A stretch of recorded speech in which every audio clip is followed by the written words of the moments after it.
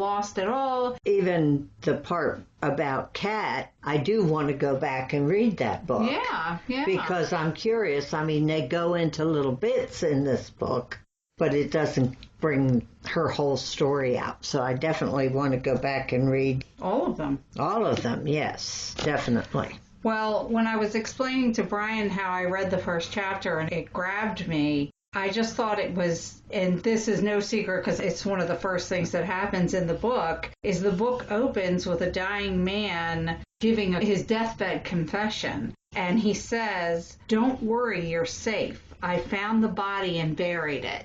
I was all in. I had to find out what happened. That was surprising. He knew the person that the body he was talking about, right, but he doesn't know why he's saying that to him. Right. Because Steve didn't know.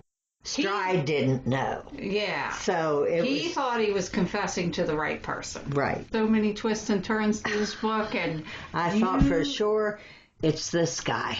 Bingo, that person was off. Nope. Brian did an excellent job. Those red herrings were flying at you left and right, but very well done. Yeah. When you finish this book, you kind of sit back and go, whew, that was a good ride. Yeah, and the ending, I truly did not see coming. I didn't either. It was... And for you to say that, that's saying a lot. Well, I can't say how impressed I am with the fact that Brian kind of knows this all along and plans this. Yeah. You know, how am I going to confuse the reader so they don't know what I'm doing? It's a window into his world of writing, and I'm in all of it because I am certainly not that creative. No, me either. This is the 10th Jonathan Stride book. Like we said, this story builds and these characters build. But he did such an amazing job of condensing this book into a story all its own. I was never lost, but I cannot wait to go back and see how these characters got to where they are. I'd like to go back and see the dynamic when he and Serena got together, and there were some issues there. Altogether, a very, very good read. I couldn't put it down. It was very well done. I sound like a broken record. This is the one we highly recommend. Well, that's what I feel like our job is here at this podcast, is to let people know, look, if you have looked past this book, stop.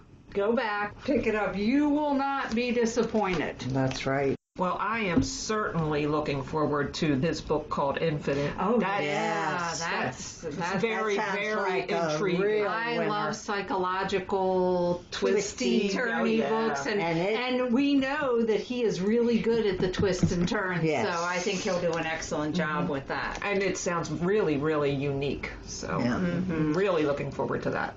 My new and noteworthy book this week is Taken Too Soon by Edith Maxwell. It is number 6 in her Quaker Midwife Mystery Series. It came out September 8th, and it is put out by Beyond the Page. Quaker midwife Rose Carroll must turn her investigative skills on her own family when a young woman's murder stuns a New England community. My new and noteworthy book is House of Correction by Nikki French. It comes out on October 27th, and the publisher is William Morrow. A novel that blissfully plays with two genres. On the one hand, an against-the-odds legal thriller a la John Grisham, and on the other, a Miss Marple whodunit set in a Devon village. Trivia.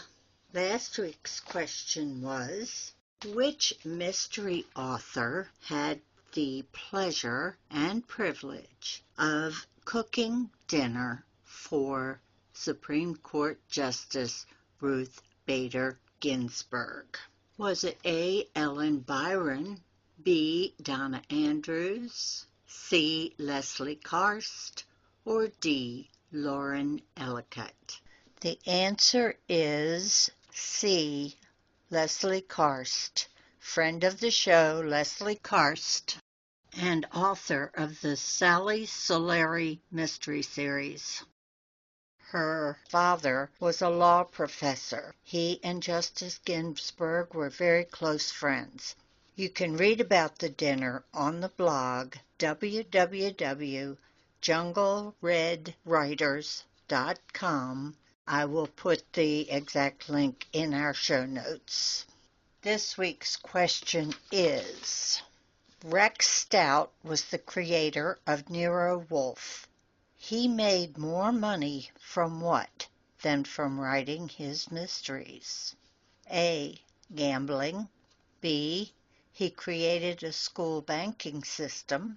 C. He wrote greeting cards. Or D. He wrote romances under another name. Good luck.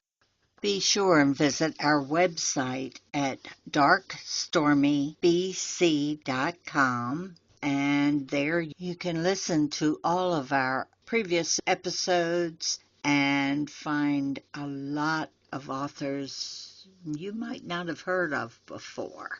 You can also sign up for our monthly newsletter, which will tell you what's coming up on the program. You can send us a note at darkandstormybookclub@gmail.com. We love to hear from our listeners. That brings us to the end. So thank you for listening. We hope you join us next time. And remember, Life would be boring without a little mystery. Bye.